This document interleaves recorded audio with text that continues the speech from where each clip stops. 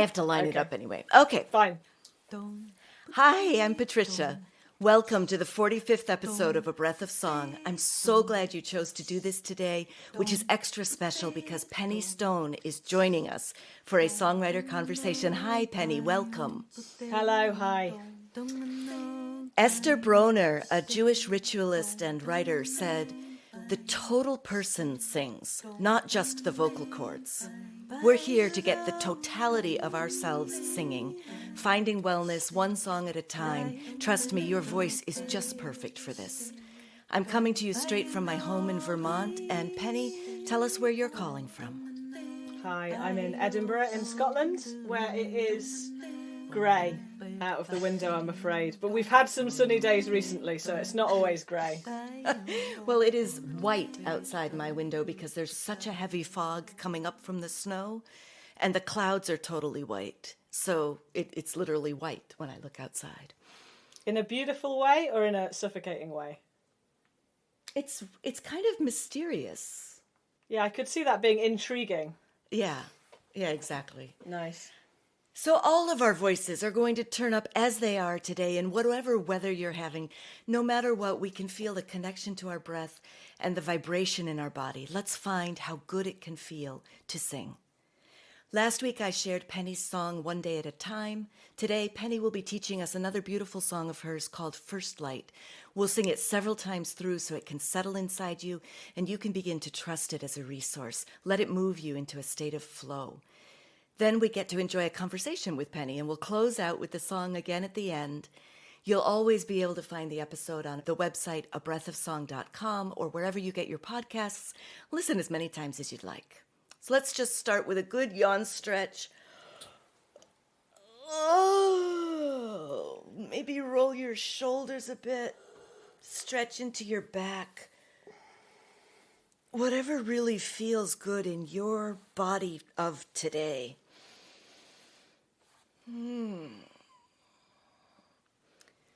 start to notice how when the breath comes in, it can push against your rib cage a little bit, expanding, stretching into your ribs. And on the way out, it can just relax your body. And as it comes in again, it might push down into your belly. And on the way out, release. One more that you're really aware of, widening your back. And releasing. And let's try scrunching up our face really tight. And opening up wide. Blah. And one more, scrunching up small. And opening up wide. Blah. A couple of hum sighs sliding up and down your spine.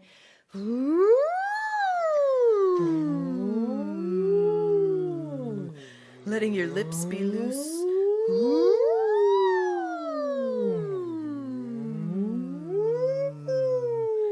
Wonderful. Penny, I'll turn it over to you to share this song. Thank you so much.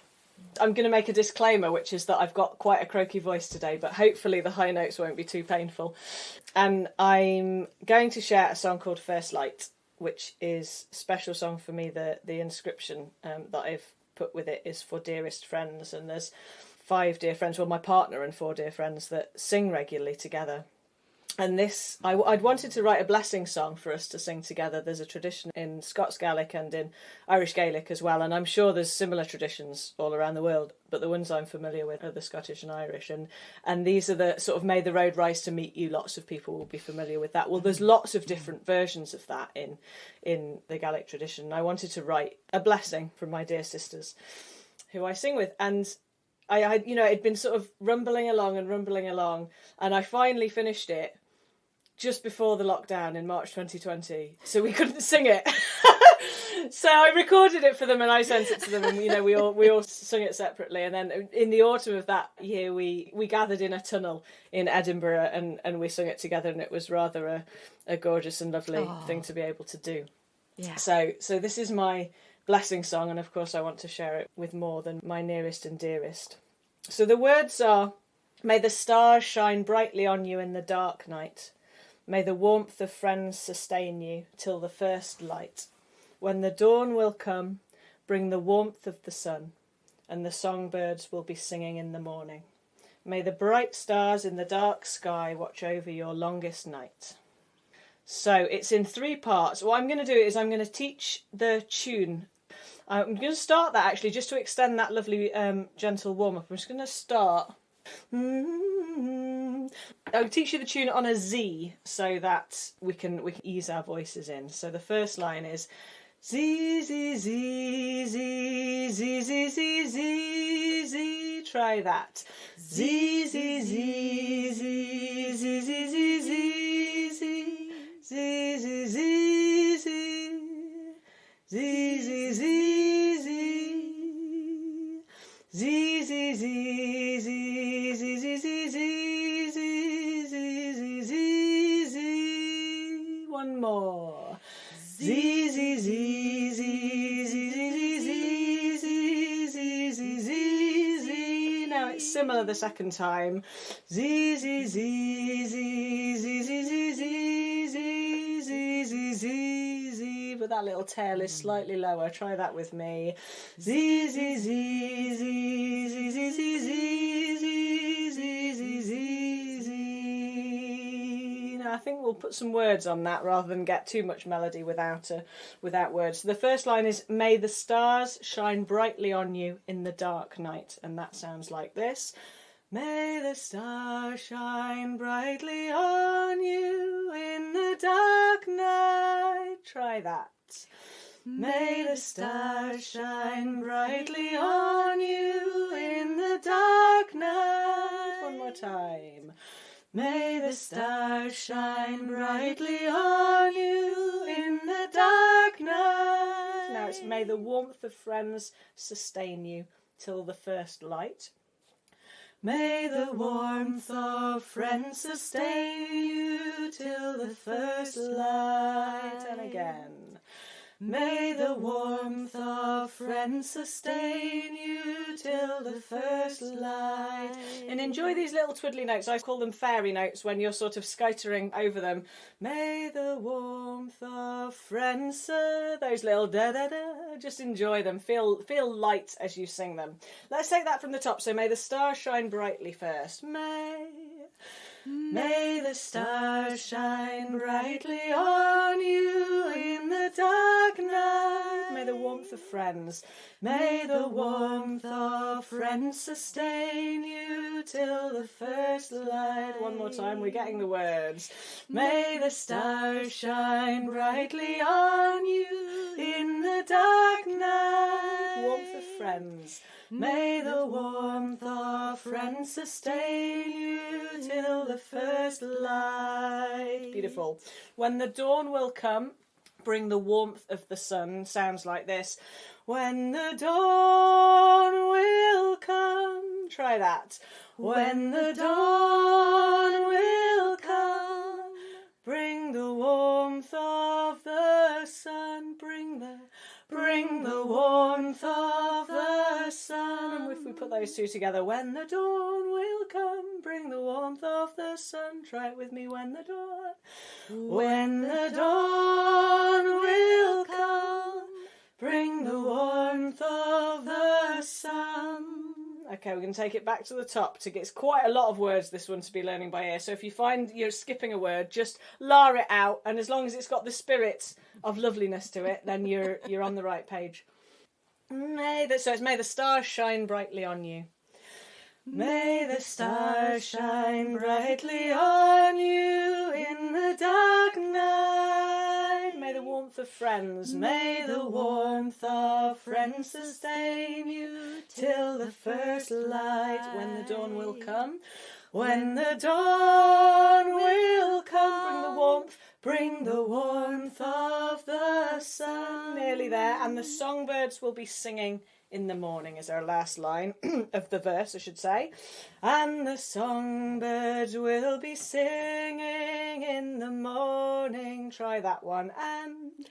and the songbirds will be singing in the morning. From the top, may the stars shine. May the stars shine brightly on you in the dark night. May the warmth of friends, may the warmth of friends sustain you till the first light. When the dawn will come, when the dawn will come, bring the warmth of the sun, and the songbirds will be singing in the morning.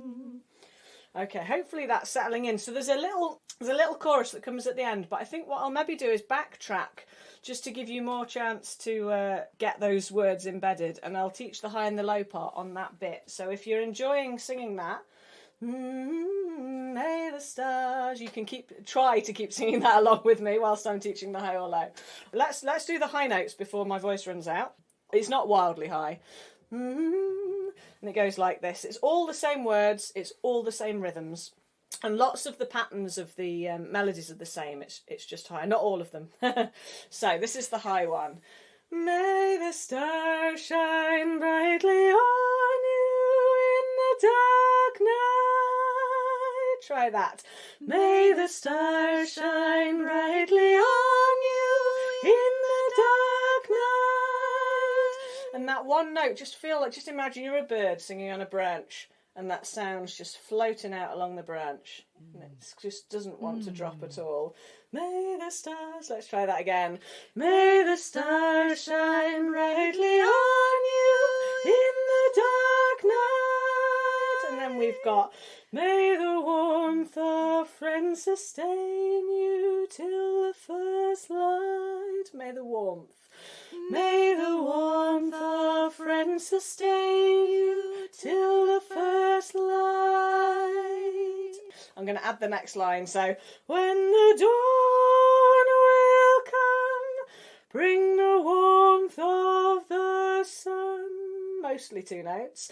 When the dawn will come, bring the warmth of the sun. So let's say that from the top. Pretty much, if you go for that note or that note, you're probably right on this part. May the stars, sing it with me. May the stars shine brightly on you in the dark night. May the warmth of friends sustain you till the first light. When the dawn will come, bring the warmth of the sun. Last line. And the songbirds will be singing in the morning. So you get to go down that last time. And the songbirds will be singing in the morning. From the top. Oh, in fact, if you want to sing the tune, it starts there, may the stars, may, but I'm going to sing the high one, tune high. May the stars shine brightly on you in the dark night. May the warmth of friends sustain you till the first light. When the dawn will come, bring the warmth of the sun, and the songbirds will be singing in the morning. Now, to give an extra challenge, if you've enjoyed singing that high one, keep singing it, and I'll sing the tune this time, just to remind those of you that were singing it what it sounded like. You can check how close your version was. I'm very happy for different versions of songs to appear accidentally, so don't feel too confined by the notes I've given you. May, so that's going to be the tune, and that's going to be the high note. I'm going to sing the tune. Good luck, high. I'll give it a shot. May the stars shine brightly on you in the dark night. May the warmth of friends sustain you till the first light. When the dawn will come, bring the warmth of the sun, and the songbirds will be singing in the morning. So we've got a low part left. So I meant to say, actually, if you're a male voice singing, or female actually, singing whatever octave feels comfortable for you. So if you need to jump the octave down or want to, then do what's comfortable. Okay, so our low part. May the stars shine brightly on you in the dark night. Try that one. May the stars shine brightly on you in the dark night. Nearly the same. May the warmth of friends sustain you till the first light strays in the middle. May the warmth of friends sustain you till the first light from the top or the bottom. May the stars shine brightly on you in the dark night. May the warmth of friends sustain you till the first light. Next bit. When the dawn will come, bring the warmth of the sun. When the dawn will come, bring the warmth of the sun again. When the dawn will come, bring the warmth of the sun. And the songbirds will be singing in the morning. And the songbirds will be singing in the morning from the top. Oh, in fact, put whichever one you'd like. I'm going to sing the low all the way through this time. May, that's the low, that's the tune, that's the middle, and that's the high one if you want to sing one of the others. There's other notes, Sophie. Sing one of those if you'd rather. May for the low. May the stars shine brightly on you in the dark night. May the warmth of friends sustain you till the first light. When the dawn will come, bring the warmth of the sun, and the songbirds will be singing in the morning. Okay, oh goodness me, that's a lot of music. Just have a little stretch and a yawn. If it's safe to do so. I know I sometimes listen to podcasts when I'm driving, so don't stretch and yawn if you're driving. Or do so within your safety limits. Or cycling, actually. It's not ideal when you're cycling, is it? Little wriggle of your shoulders. And whilst we're, let's just soften the neck, so just have a little circle of your nose. So you're drawing a small circle, maybe the size of somewhere between a tennis ball and a bowling ball. I don't know what ball is between those sizes. And just let some softness into your neck, into the back, into the sides. Well, that's good. It's made me yawn. Oh, I'll pass that yawn to you by the power of technology. Oh, lovely. Okay, so there's a little bit of I suppose a sort of a chorus, but a little short tag on the end that we sing twice and that just has a slightly different rhythm to it. So if I start with the tune for that one, it goes like this. May the bright stars in the dark sky watch over your longest night. May the bright stars in the dark sky watch over your longest night. If we just break that down, may the bright stars, and stars has 3 beats, so it's may the bright stars, try that. May the bright stars in the dark sky, and the sky has 3 beats as well, so it's may the bright stars in the dark sky, try that with me.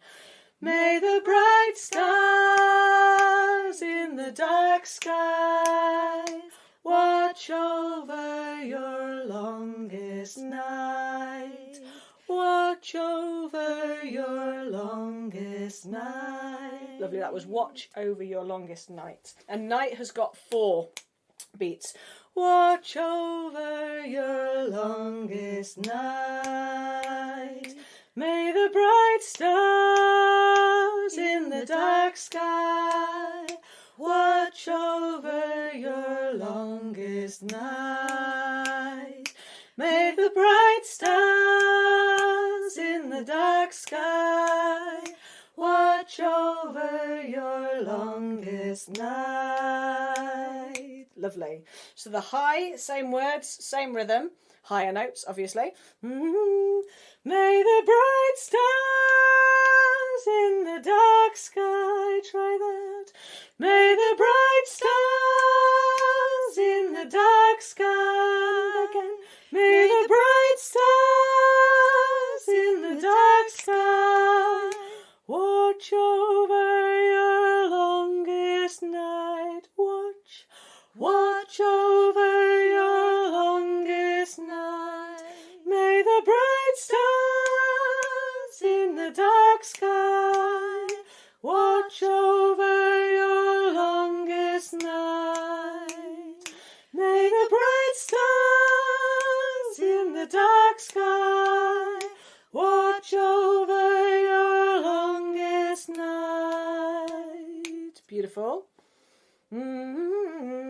So I'm going to sing the low one this time, but if you'd like to sing the tune, it starts there. If you'd like to sing the high one, and the tune and the low one goes like this.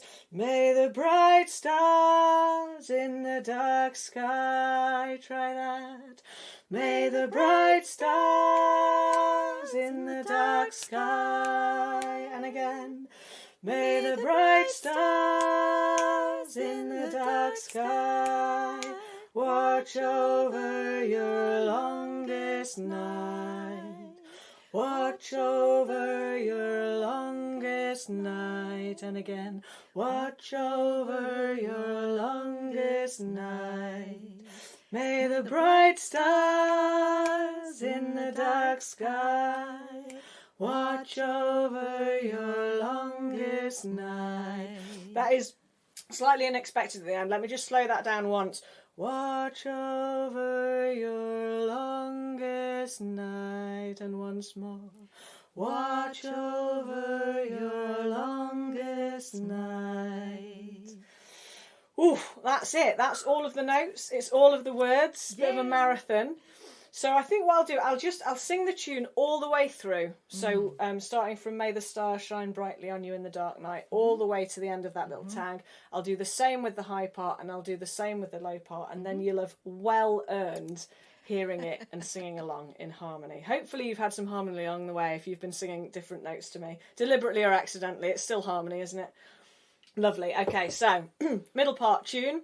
If you want to sing the high part, feel free to give it a go. I'm going to sing the tune which starts here, and if you want to try the low one, that's where it starts. We're in the middle. I'll shout out the words. Some of them. I can't fit them all in. May the stars shine brightly. Ready? May the stars shine brightly on you in the dark night. Warmth of friends. May the warmth of friends sustain you till the first light. When the dawn will come. When the dawn will come. Bring the warmth. Bring the warmth of the sun. And the songbirds. And the songbirds will be singing in the morning. May the bright stars.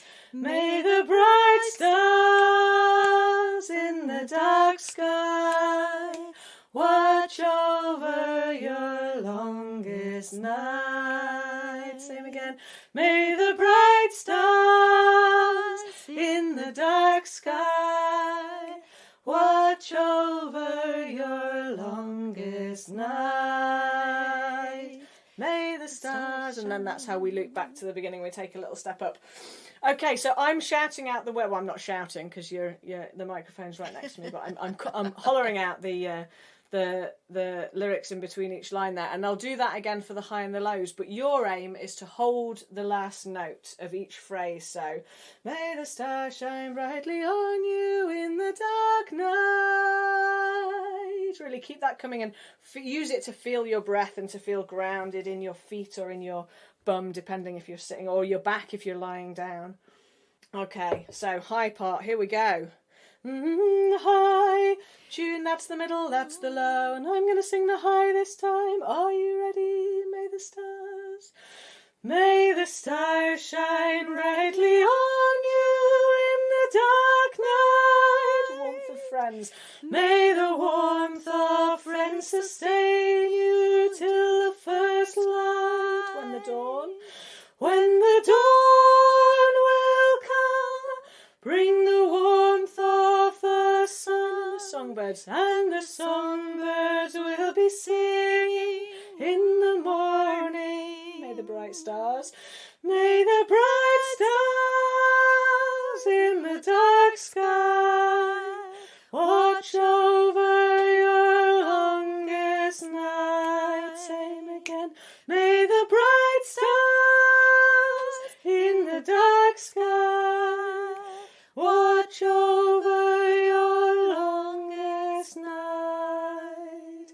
May the bright... And you're also stepping back up to go back to the beginning there. Okay. It's nearly harmony time. Let's give the lows a go. No, that's the low, that's the middle, that's the high, middle, low. May the stars shine. May the stars shine brightly on you in the dark night. Warmth of friends. May the warmth of friends sustain you till the first light. When the dawn will come, bring the warmth of the sun, and the songbirds will be singing in the morning. May the bright stars in the dark sky watch over your longest night. May the bright stars in the dark sky watch over your longest night. Sorry, Lois, I neglected you there by not shouting out the first line. Hopefully you got most of the words. I'm just going to flag up, croaks aside, I'm just going to flag up a little point at which you swap over the tune. So on May the warmth of friends sustain you till the first light. As the tune comes down on first light, you're travelling up. So it's just to know that happens and you cross over a wave on the way past and then you're back to being the low note. So if you think for a second, oh, am I the lowest note? No, you're not. Whew, I think that's enough. Let's have a harmony sing of that. So this is, I call this the penny choir. It's it's not as good as a real choir with lots of different voices, but it'll at least give us the harmony we need. So sing along. You've had 3 full parts there, and there's 4 options. There's those 3 parts, and there's whatever notes you want to add. So feel free to add whatever you like. I'm just going to give us some fresh pitches before we start this. Do for the low note, do for the melody, do for the high part. 1, 2. May the stars shine brightly on you in the dark night. May the warmth of friends sustain you till the first light. When the dawn will come, bring the warmth of the sun, and the songbirds will be singing in the morning. May the bright stars in the dark sky watch over your longest night. May the bright stars in the dark sky watch over your longest night. May the stars shine brightly on you in the dark night. May the warmth of friends sustain you till the first light. When the dawn will come, bring the warmth of the sun, and the songbirds will be singing in the morning. May the bright stars in the dark sky watch over your longest night. May the bright stars in the dark sky watch over your longest night. May the stars shine brightly on you in the dark night. May the warmth of friends sustain you till the first light. When the dawn will come, bring the warmth of the sun, and the songbirds will be singing in the morning. May the bright stars in the dark sky watch over your longest night. May the bright stars in the dark sky watch over your longest night.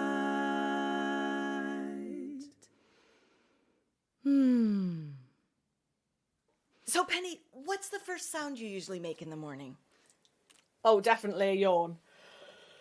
Oh, it's a yawn, but the first sound I hear is often a cat purr. Oh, beautiful. Although it's not a sound I'm making, I feel it in my body, you know, as if I was making it. And it's such a lovely, grounded, it's quite like feeling a hum in your sternum, in your chest. Well, if your cat's sitting on your chest, which sometimes mine is, then that's where you hear it, you know, really resonating in your sternum, just like when we sing. I read recently that it's a really low sound. When they purr, it's down at like, I don't remember what it was. It's 10 hertz, something super, super low. But we can still hear it. Magic. If only we had it too. Oh, wouldn't that be fabulous? Yeah. I have the same purr jealousy that I have with me too. bass singer jealousy. Yes, it's exactly the same feeling. On your website, you say, we all experience things that silence our voices in the short or long term. And as diverse and individual as our voices are, we all take different routes back to using our voices again. No one's voice is the same as yours, and your voice is valuable. I had to read that because I love the way you framed that. I think it's beautiful. Are you willing to share with us some about your own evolving relationship that you've had with your voice? Yeah, absolutely. Yeah. I have always voiced, and my mum and my grandma were very musical, and so music was present in my life when I was very little. But as lots of people, and particularly as lots of noisy women, I've grown up to have a complex relationship with my voice, and I've had, you know, despite being a singer and you know, and using my voice, always using my voice. I did a music degree as a singer, and I teach as a singer, and you know, it's all about my voice. But I still have had some of the complex conversations with it, shall we say, internal conversations with my voice that many of us have had, and I apply what I teach to other people to myself. You know, it's not people don't teach because they know it all. The best teachers are people who love to learn and recognise and enjoy the process of learning. So for me, I'm absolutely, in my heart I'm a singer, and in my heart I'm a teacher, and the teacher in me is happy and willing to be wrong and to be on the journey to be learning and evolving. And that, you know, that obviously interacts with my voice and how I experience it. I think now, you know, like I'm a professional voice user, so my voice is my work, and that brings its own complications. But alongside that, my voice is my expressive outlet. It helps me to escape the the confines of the society and world that we live in, and enables me to feel differently, enables me to reset how I feel in my body. It enables me to enact some of my imagination, I suppose, and it enables me, particularly, I think, I'm very empathetic, and lots of empathetic people struggle with the world because it's you know, there's a lot of pain in the world, and lots of joy and lots of pain. So music also gives me a capacity to channel that empathetic energy and stuff that I pick up, the sticky empathetic stuff that I pick up, and pass it through me, and then pass it back, often to be able to transform it in some way that hopefully supports people to feel a little bit more hopeful, or a little bit more able to use their voice, or a little bit more relaxed or energetic, whatever the role of that is. So yeah, my voice is everything, really. I won't give you a long biographic voice history. That's sort of jumped to my relationship with it now. I suppose maybe a useful story to share might be that many years ago, I grew up loud and being told that I was too loud, and my voice is very loud, and I just have a very resonant voice, and this happened long before I did any sort of singing training. And people, to the point that even strangers on trains would ask me to be quiet, because my voice was just very resonant, and it of course that impacts. So I spent years of my life, while simultaneously being a singer and performing on stage in my personal life, trying to make my voice quieter and trying to not infringe upon anyone else's audio space, because it can be problematic. But that feels horrible, and I discovered that I can't make my voice any quieter. Yes, use your indoor voice sometime. There's a level of appropriateness, but it's not appropriate to always be trying to make your voice quieter unless you're in a performance setting. I mean, that's just it's lining you up for therapy, that, isn't it? Only being able to use your voice out loud on the stage.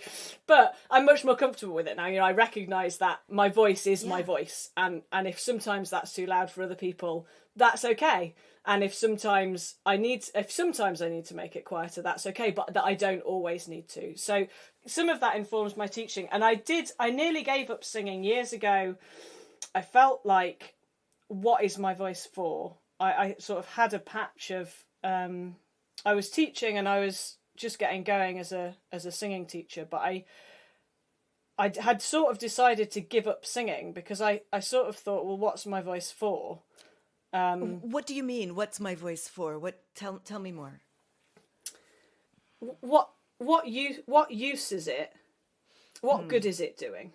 So obviously it's clear as a teacher that your voice, it's doing its job, right? It's helping other people unlock their voices. And in my heart, I'm able to perform, but in my heart, I'm not really a performer. That's not my thing. But I do want to share music and to use that music to uplift stories of people's voices perhaps that we wouldn't otherwise hear, and to shed some light and some hope in a world that is difficult. Absolutely. So at this time that you were asking, well, what is my voice for? Were you primarily performing, primarily studying? What were you primarily doing with your voice? I was studying, doing a little bit of performing and teaching right at the beginning of my teaching life. And I suppose I didn't want to be performing for the sake of performing. Yeah. Like, oh, that's what you do, or be performing for the sake of ego, because it's a weird space to be in. Yeah. A world where what you do gets applauded. Like it's lovely, and I actually, conversely, I think more people should. I think people should get a round of applause for doing non-performative work. But it's weird, and I don't think it's that healthy. And I think you can end up in a place where you perform because of the performing, and so, people who are performers, that's great, but it's not for me. That I only really want to perform or share a song if there is something that I really want and need to communicate, and I feel like the song is the right way to do that. And I was sort of feeling really difficult about what my voice was for. Knowing that I have a voice and that it'll do what I want it to, and that it can communicate and affect people emotionally and all the rest of it. And then I went to an anti-nuclear demonstration at the nuclear submarine base that we have here in Scotland, in Fastlane, just northwest of Glasgow. And I sang the call for a song because the microphone wasn't working. You know how it goes with demonstrations. It's the hearts are everywhere, but the organisation isn't always at the best. And I just hollered out the call to a song, and then the choir responded, and I just had this moment. I was like, oh, that's why my voice is so loud. Yes. This is what it's for. Yes. And I just threw out the notion of not singing, because I felt like there was a genuine positive to the fact that my voice, which I often felt was too loud, it can do that thing. It can call across 400 people outside at a demonstration and help to gather us, and that Absolutely. is doing something positive in the world. So that's one of my moments. And I mean, I do perform now, but only for good causes, really. But I'm often to be heard singing outdoors. And it lets your voice be amplified in things that you care about. Yeah.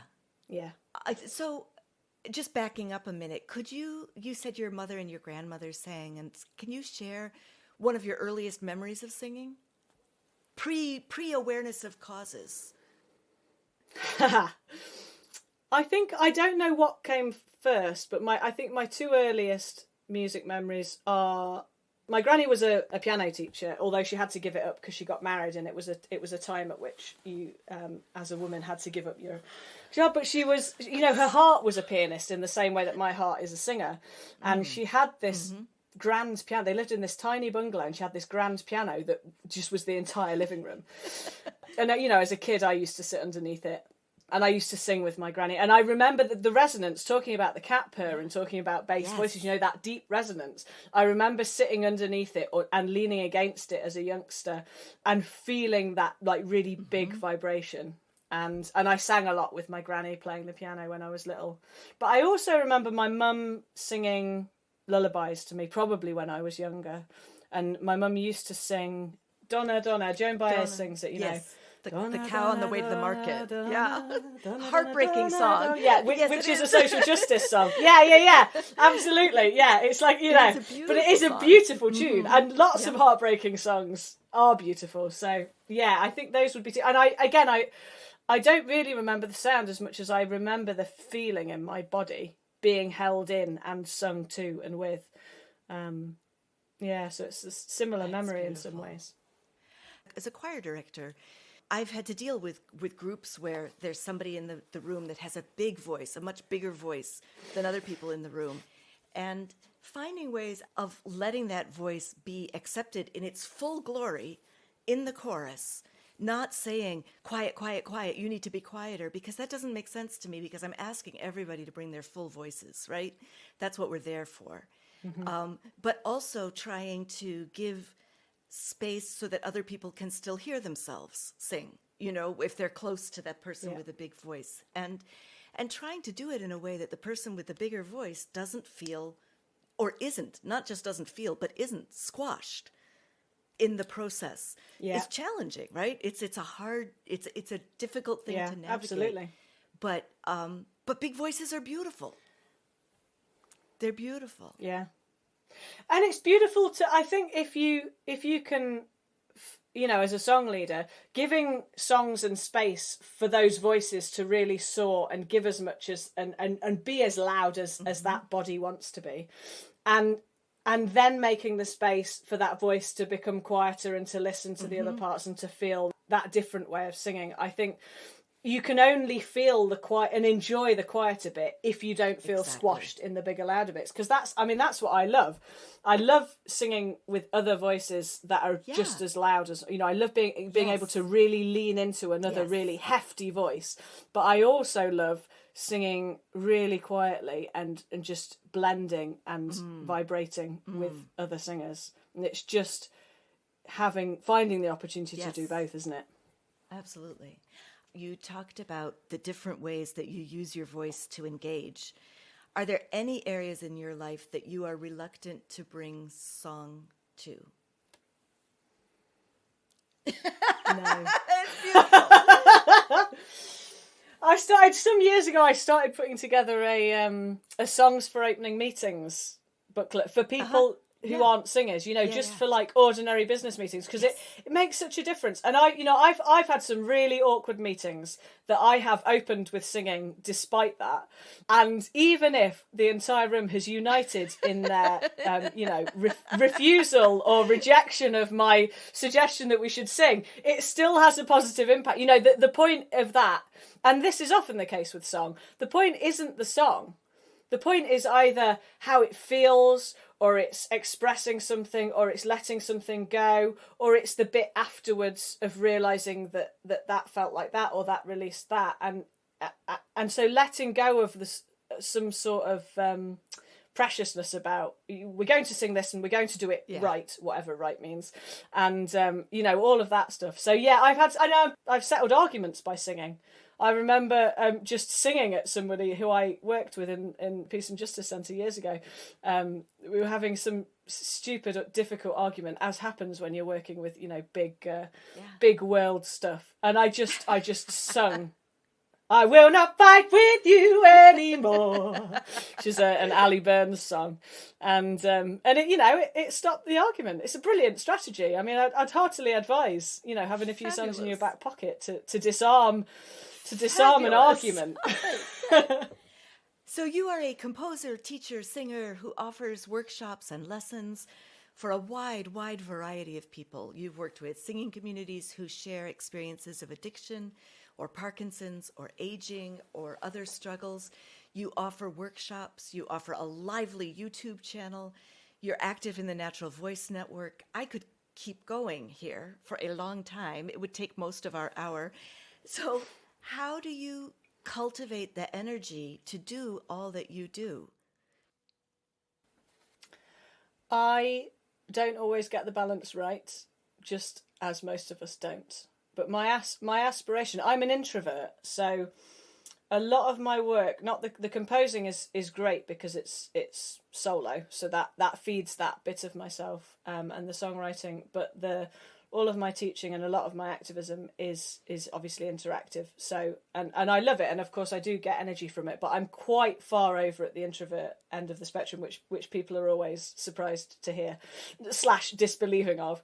But all that means is that I need solo time to feed myself. Yeah, absolutely. So I spend time with my cats, and I read, and I sit quietly, and I play the piano and the guitar and all the rest of it. And so part of it is that it's just having enough alone time. And what often happens actually is, as soon as I'm on my own and it's been quiet for about 10 minutes, then I end up writing a song. My brain just constantly, if space appears, which not enough does, my brain will always just find a song, and that's really lovely.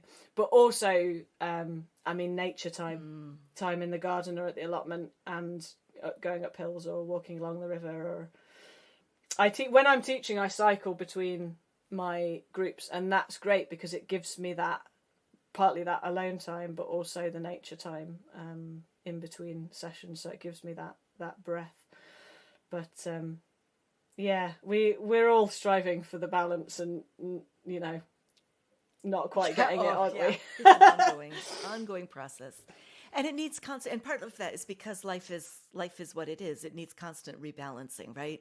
Because the demands on your emotional energy are constantly shifting, and so how much recharge time you need is not something you can just log into your calendar and say, well, it's going to be an hour a day is what I need every day. Who knows what you're going to need in response to a particular day or particular world news or things like that. So you, thinking of that song creation and songs pouring out, you facilitate song creation in people who don't always think of themselves as songwriters. Can you tell us why? Why should podcast listeners go write a song right now? And how? What's a spark that they could use to start that process? Just a little question for you. Why? Yeah. Why is because it's just expression, and we have this sense, we've created a society where some people are performers and some people are listeners, and those of us that teach community singing groups are all about resetting that saying actually singing and dancing is for all of us to do, and that we all can do it, and it's everyone's right. And I think songwriting and writing and all other ways of creative expression are the same. You have a sense of, if I tried to draw a portrait of a person, you probably wouldn't be able to guess who it was I'd painted. But that doesn't mean I shouldn't paint.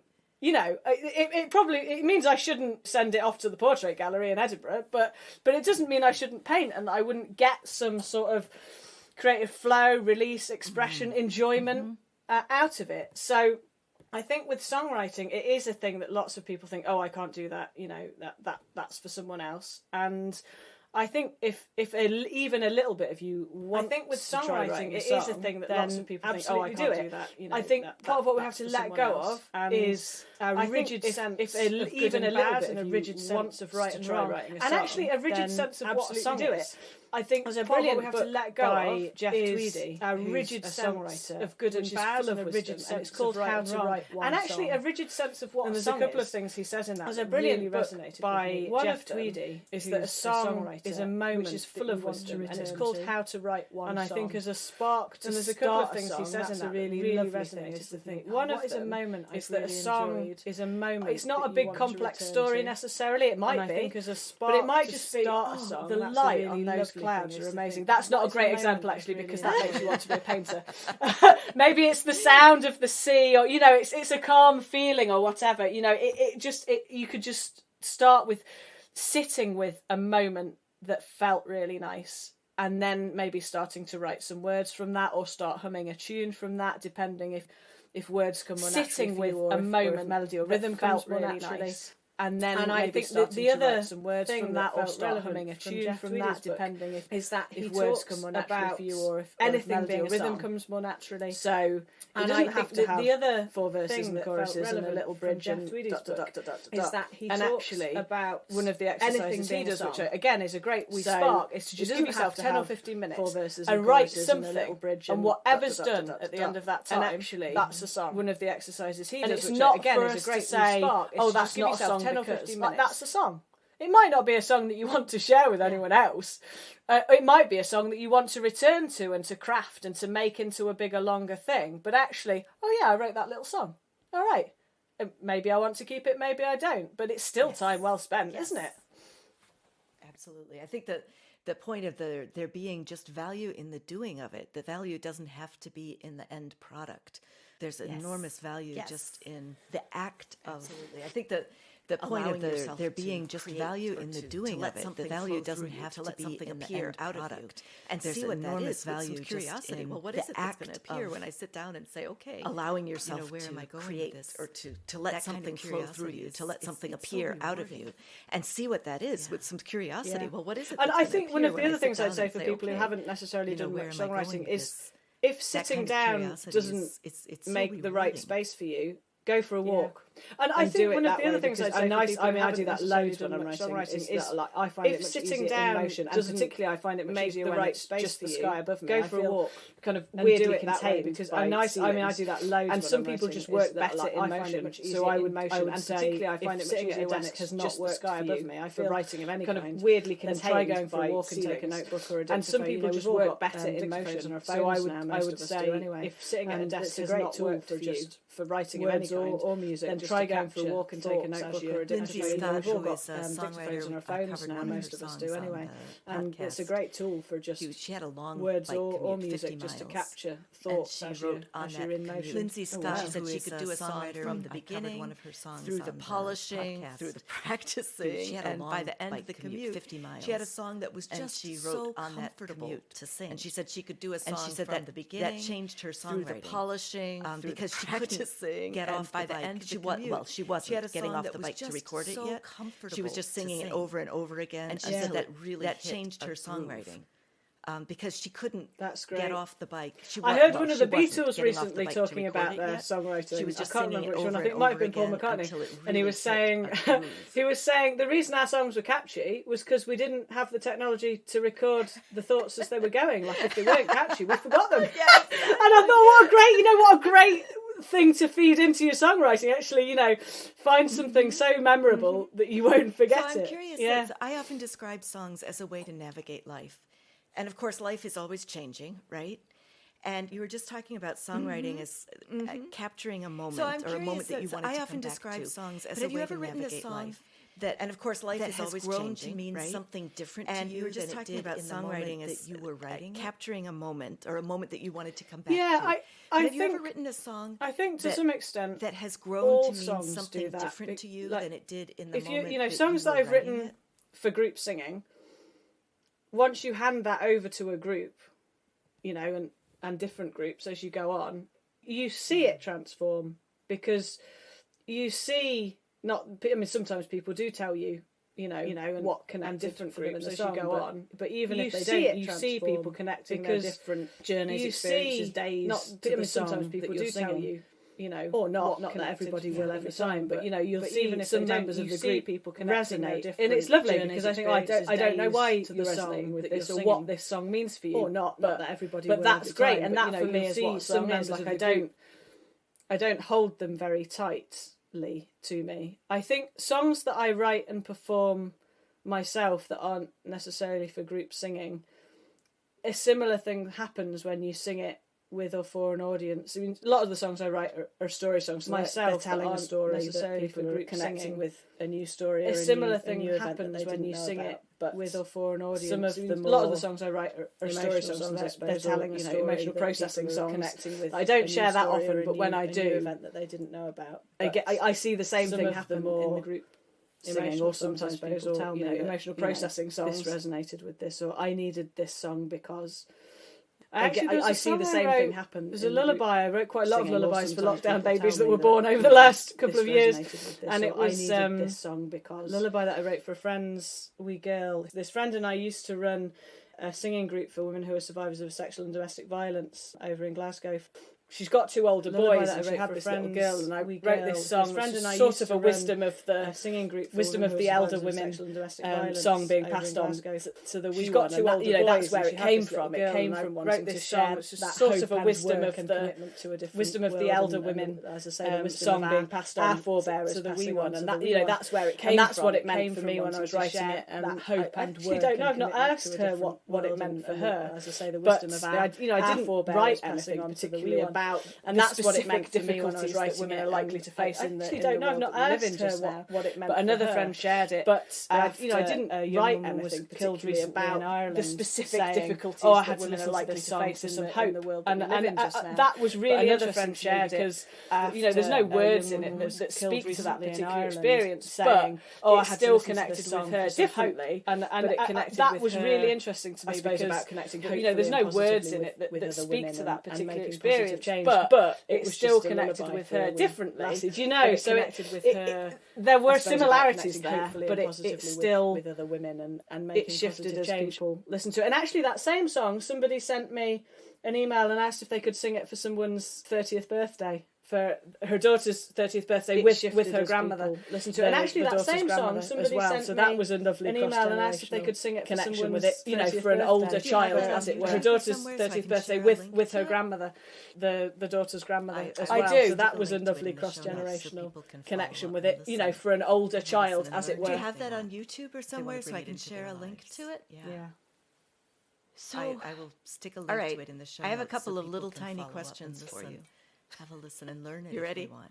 What has singing taught you about life? Yeah. What has song leading taught you about life? What has songwriting taught you about life? Or where have those things led you?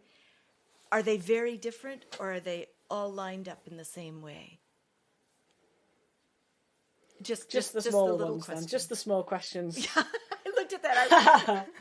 I wrote that set of questions before we were doing this interview, and I looked at it right now, and I thought, holy schmoly, Patricia, how is she going to ever answer that question? Now, how much time have we got? Yes, everything's intertwined for me, and that's music, activism, work for environmental and social change, trying to be a good member of my local community, trying to be a good friend and family member, supporting people to find their voices, writing songs. Like it's totally intertwined. So anything that music has taught me, life has taught me, and vice versa. Absolutely, if that makes sense. Absolutely. I think my mum, I was raised by a staunchly feminist, very skilled people worker. She was a counsellor, a listening counsellor, latterly, but she had a listening quality that came from somewhere else. There's some stuff that you can learn, and there's some stuff that to some extent is innate, and she had that listening, And I was raised by her, and I don't think I have it as innately as she had it, but I have some of it. And because I was raised by her, I have a whole load of intuitive stuff that sometimes I puzzle over how to teach, because it's not about the music and it's not even about group facilitation. It's about listening. And actually, I'm sort of answering the opposite question, what has song taught me about life and the world? But it's been taught both ways. Singing and music and song is about listening. We think it's about sounding, but it's not. It's about listening. And we think that being in the world is about sounding or communicating, and of course some of it is, but a lot more of it is about listening than we often make time or space for. I think those of us that are very sort of busy and active in the world, that you can still be that, but making that space for listening, I think is one of the real values of singing together. Well, that's just beautiful. We could just end there at this episode there. Yeah, that's beautiful. So, okay. But before we end the episode, I need to ask you what projects you're particularly excited about right now. I'm going to tell you about this project. This is a project that I've been working on sort of on the back burner for a few years. Actually, funnily enough, speaking of my mother, my mum died 10 years ago this year. I'm sorry. And when she died, thank you. When she died, I said, going to write a requiem. In fact, before she died, because she got sick, I said, I'm going to write a requiem for you. And she said, well, you'll have to be quick. And I said, oh, sorry, you're not going to get to hear it. And then I thought, God, that was thoughtless, wasn't it? Well, you know what life really is. Anyway. It's kind of what it is. What are you going to do? And so I've been sort of, drip, drip, drip, writing this requiem. And it didn't quite... It's the same question that we were talking about right in the beginning about my voice. It's like, what's the point? Like, it has to be... Like, yes, I can write beautiful music to help me process the big emotions of it all. But actually, for me to spend an extended amount of time on the writing of Mum's Requiem, it has to be shareable, it has to be useful in a community setting, it has to not just be for my mum, because like I said, she was a feminist. So anyway, I switched sort of a few years ago, into it's Mum's Requiem, but it's a feminist requiem. So what would a feminist requiem look like? And my mum was religious, I'm not, so it has to be understood by people who don't have a religious sense at all, but also able to connect with people who do. So that's quite a big ask anyway. And so it has to be for all the women, right? As if that's what makes it feminist, is that, oh, it's just about my mum. Only a finite number of people really care about that. And actually, for it to be to honour my mum, really has to be for all the women that came before. I no longer feel badly about asking you a big question. So in January this year, I decided I'm going to do it this year. So it's going to premiere in September, which would have been my mum's 75th birthday. And I've started telling people I'm doing it, which is the thing you have to do to get a project finished, right?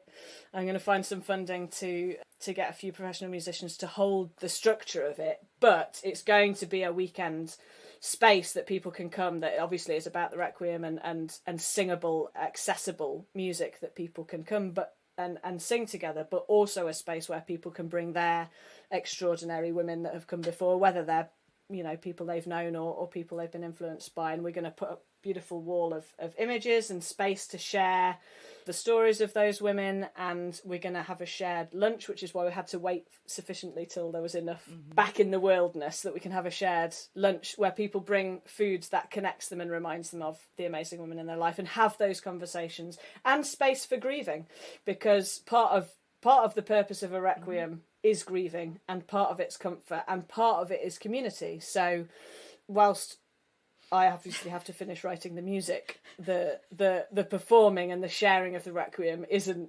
primarily about the music. It's about the music and the community connection and bringing people together to... So I need the weekend date, because I'm going to have to obviously book a plane ticket.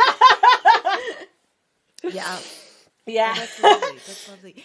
And I just want to throw out for your consideration that works that are about specific people also can become something that speaks to a large group. I think about the Requiem for Matthew Shepard. It speaks to a large community, for example. Just saying that Absolutely. Yeah. Yeah, and we don't have to lose the individual in making something bigger. Yeah, exactly. Absolutely. Okay, so lightning round questions, slightly smaller scope, possibly. Okay, let's do it. What's an album that was really important to you? I don't know if this counts as an album. I have to go with Elgar's Cello Concerto, because it's how I've emotionally processed nearly all of the difficult corners of my life. Specific recording? Oh, Jacqueline Dupre. Then it becomes an album. There we go. I can sing the whole lot. Yeah. Okay. What is your favorite soup? My partner makes a magic soup, which is black bean and chili peppers, and it's the absolute business. All right, good.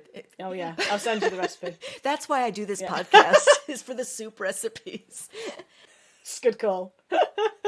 What is your favorite replacement curse word that will keep us clean on Apple's flag system? I use which is an F, a T, and an S, and it feels good. Just try. Yes. It feel like if you energetically express it, and it stands for fuck this shit. I like it. It. All right. Good. Yeah. Good. That's a brand new one to me. What is a sound that you feel strongly about? This doesn't have to be a musical sound. Any sound. Any low down grumble in my belly. Yeah. I absolutely. Cat purr. There we're back to the cat purr. Oh, yeah. Cat purr. I mean, the double bass voices, the low bass. Yeah. My husband is a bass. My son is a bass, and both of them, I love to put my ear right up against their chest and just let them hum. It's great. Yeah. Good choices. I auditioned them. No. Yeah. Who is an artist you wish more people listened to? I'm going to go out on a limb here and say everyone. I wish that we would listen to each other and ourselves in the way that we platform and listen to people with recording artist deals. Beautiful. Before we close, where can we find you and follow your projects or buy your music? I am at singlouderthanguns.com. That is my website, and you will find all sorts of stuff there. It's difficult to buy things from me because I tend to just put things out there, but there is a donate button if you want to share songs. But there's lots of learn and sing along songs and lots of soothing music. And you know, that donate button might make it easier for Penny to write her requiem. Just saying. A huge thank you to you, Penny, for coming on A Breath of Song. And a huge thank you to you, our listeners. I'm so glad you're singing with us. Let me remind you that your ratings and reviews and sharing are a direct way of supporting the podcast and make a huge difference. Visit abreathofsong.com to see the show notes with lyrics. Sign up to get Patty Piotrowski's glorious art and a heads up about new episodes in your inbox. Suggest a song or songwriter for the podcast. Leave something in the tip jar to help cover costs. Before Patty or I get paid, 25% is donated to the Jazz Foundation of America to support jazz, roots, and blues musicians in need. So let's sing First Light again, because repetition after a break helps our brains remember. And Penny, I'm going to invite you. Why don't you sing the melody through maybe twice? And people can harmonize with it if they choose, or they can just sing the melody with you. Does that make sense? Perfect. Yeah, absolutely. So if you want to sing low, it was there. I'm going to sing here in the middle, and that's where the high part starts. Good luck, everybody. May the stars shine brightly on you in the dark night. May the warmth of friends sustain you till the first light. When the dawn will come, bring the warmth of the sun, and the songbirds will be singing in the morning. May the bright stars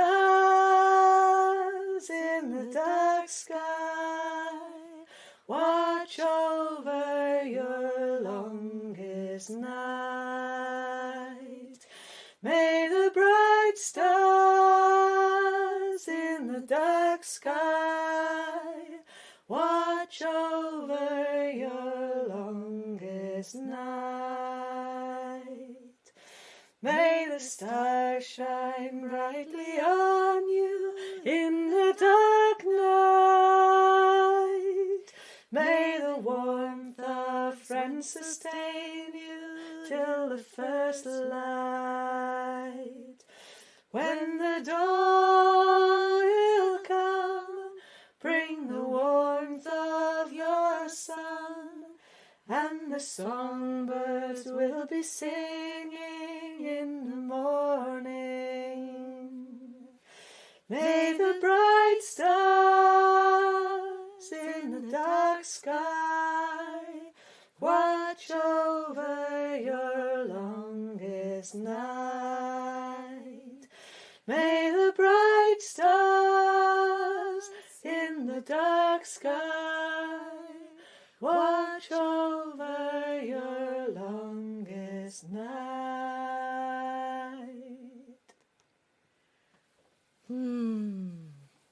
Thank you for joining Penny and me today for a breath of song. I'm grateful that you are taking care of yourself and listening to your voice. I believe making a better world starts with tuning into ourselves and each other, which is what we just did. So yay us! If you're liking this podcast, please share with a friend, and next time we'll plant another song. Be well. That was beautiful, Penny. Thank you. Thank you.